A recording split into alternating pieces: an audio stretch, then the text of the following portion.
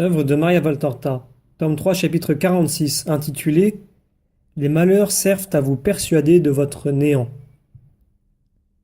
Jésus dit ensuite: Je ne te commande pas l'évangile dans le sens où tous le commentent. Je vais t'éclairer ce qui précède le passage de l'évangile. Pourquoi est-ce que je dormais? Est-ce que par hasard je ne savais pas que la bourrasque allait arriver? Si, je le savais, j'étais seul à le savoir. Dans ce cas alors, pourquoi est-ce que je dormais? Les apôtres étaient des hommes, Maria, animés de bonne volonté, mais encore tellement hommes. L'homme se croit toujours capable de tout. Quand ensuite il est réellement capable de quoi que ce soit, il est plein de suffisance et d'attachement à son savoir-faire. Pierre, André, Jacques et Jean étaient de bons pêcheurs, par conséquent ils se croyaient insurpassables dans la manœuvre des bateaux.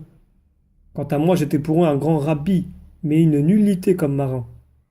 C'est pourquoi ils me jugeaient incapable de les aider, et quand ils montaient dans la barque pour traverser la mer de Galilée, ils me priaient de rester assis parce que je ne pouvais rien faire d'autre.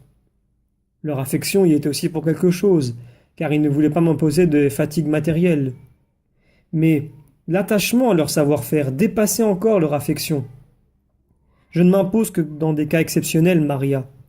Généralement, je vous laisse libre et j'attends. Ce jour-là, j'étais fatigué, et on me priait de me reposer, c'est-à-dire de les laisser faire, eux qui étaient si capables. Je me suis donc endormi. Dans mon sommeil se mêlait aussi cette constatation que l'homme est homme, et qu'il veut agir par lui-même sans se rendre compte que Dieu ne demande qu'à l'aider.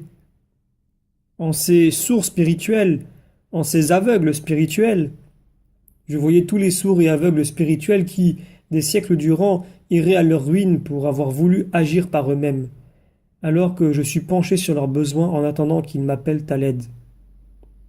Quand Pierre a crié « Sauve-nous !», mon amertume est tombée comme un caillou qu'on lâche. Je ne suis pas homme, je suis l'homme Dieu. Je n'agis pas comme vous agissez. Vous, quand quelqu'un a repoussé votre conseil ou votre aide et que vous le voyez dans l'embarras, même si vous n'êtes pas méchant au point de vous en réjouir, vous l'êtes assez pour rester, dédaigneux, indifférent, à le regarder sans vous émouvoir de son appel à l'aide. Par votre attitude, vous lui faites comprendre. Lorsque j'ai voulu t'aider, tu n'as pas voulu? Maintenant, débrouille-toi. Mais moi, je suis Jésus, le Sauveur, et je sauve Maria. Je sauve toujours dès qu'on m'appelle. Les pauvres hommes pourraient objecter. Alors pourquoi permets-tu aux tempêtes isolées ou généralisées de se former?